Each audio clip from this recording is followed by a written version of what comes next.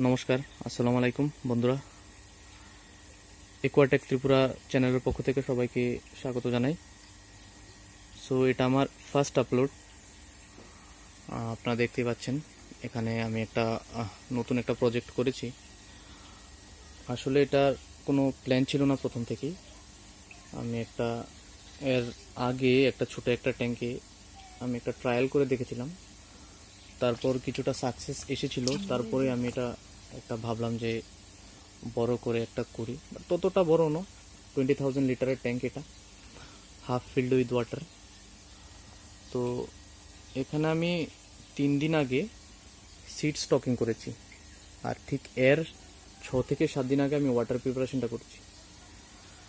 তো আপনারা দেখতে পাচ্ছেন এখানে আমি যেই ইরিগেশন সিস্টেমটা করেছি, LP100 দুটো ডায়াফ্রাম পাম্প, এয়ার পাম্প।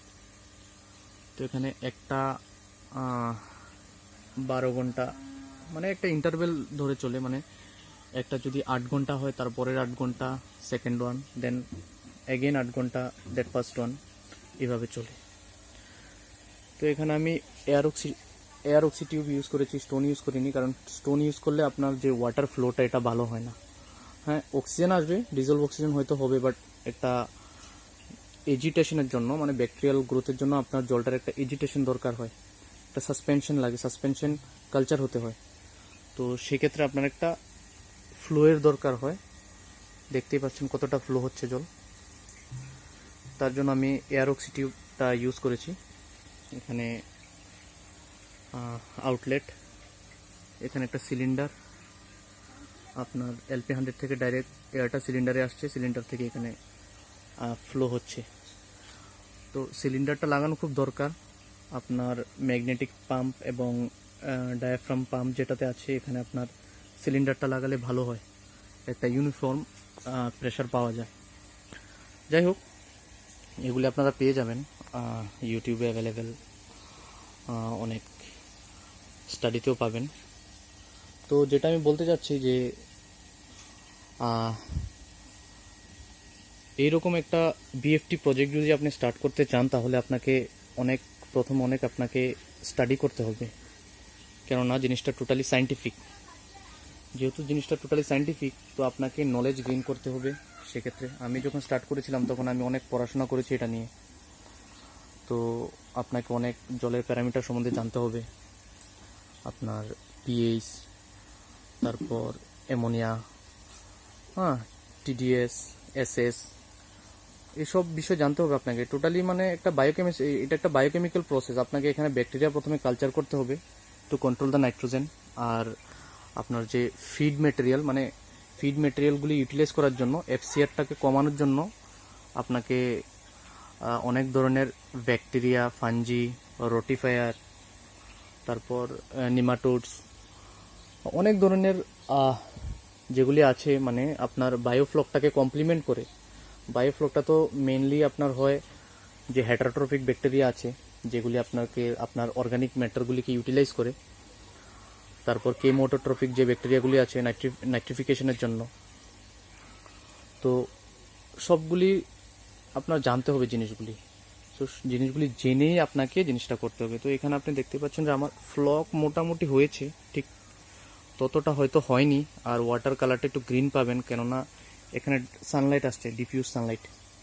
আর আমি এটাকে টোটালি কভার করে দিয়েছি উইথ পলিথিন, সানলাইটটাকে এন্ট্র্যাপ করার জন্য। তো তাতে কি হয়, আপনার যে নাইট্রিফাইং যে ব্যাকটেরিয়াগুলি, যেগুলি আপনার অ্যামোনিয়া কন্ট্রোল করে, তাছাড়া অন্যান্য যত ধরনের ব্যাকটেরিয়া আছে, আপনার মাইক্রো অর্গানিজম আছে, সবগুলির একটা অপটিমাম টেম্পারেচার লাগে for their growth and development. তো তার জন্য আপনার কি করতে হয়, 28 to 30 ডিগ্রি সেলসিয়াসের মধ্যে আপনার টেম্পারেচারটা রাখতে হয়, যেটা শীতের সময় সম্ভব না। 28 to 30 অলমোস্ট ইম্পসিবল যদি আপনি কোনো রকম হিটার বা কোনো আর্টিফিশিয়াল কিছু ইউজ না করেন। তো সেক্ষেত্রে আপনি 2-3 ডিগ্রি সেলসিয়াস তো আপনি বেশি রাখতে পারেন, যদি we use this process, like আপনি যদি সানলাইটটাকে যদি এন্টারাপ্ট করতে পারেন। আর আপনার শীতের সময় আরেকটা সমস্যা হচ্ছে জলের যে টেম্পারেচারটা যদি কমে যায় তাহলে আপনার মাছের যেই ফিডিং হ্যাবিট এটাও প্রায় অনেকটা কি বলে নেগেটিভলি ইনফ্লুয়েন্স হয় মাছ খেয়ে না। তো সেক্ষেত্রে আপনার ওয়েস্ট হবে, গ্রোথ হবে না, মাছের যে হরমোনগুলি আছে ওগুলিও ঠিক কাজ করে না লো টেম্পারেচারে। তো তার সেক্ষেত্রে আমি বলবো যে দেখেন আমি এখানে যেটা রেখেছি 20,000 লিটারে ডেন্সিটি খুব কম রেখেছি, প্রায় 6,000 সিড স্টক করেছি কই ফিশ। তো ডেন্সিটি তত বেশি নয়, ডেন্সিটি খুবই কম। তো সেক্ষেত্রে আমি ভাবলাম যে ডেন্সিটিটা কম রেখে জলটাকে কম রাখবো। জলটাকে কম রাখলে কি হয়, জলের টেম্পারেচারটা এত ডাউন হয় না। তো এটাই আপনাদেরকে বলবো, যদি আপনারা খুব ভালোভাবে করতে চান then you have to study more and more. আপনাকে নলেজ গেইন করতে হবে। কোনো রকম ট্রেনারের কথা শুনে কারোর কথা বিশ্বাস করে ইউটিউবে র্যান্ডম ভিডিও দেখে যদি করতে চান তাহলে প্রবলেম হতে পারে, নাও হতে পারে, বাট হওয়ার সম্ভাবনা সবচেয়ে বেশি।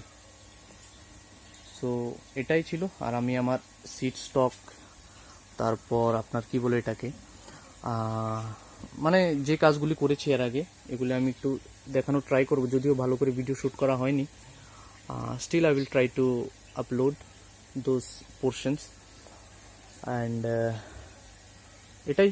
থ্যাংক ইউ, ভালো থাকবেন সবাই, সুস্থ থাকবেন।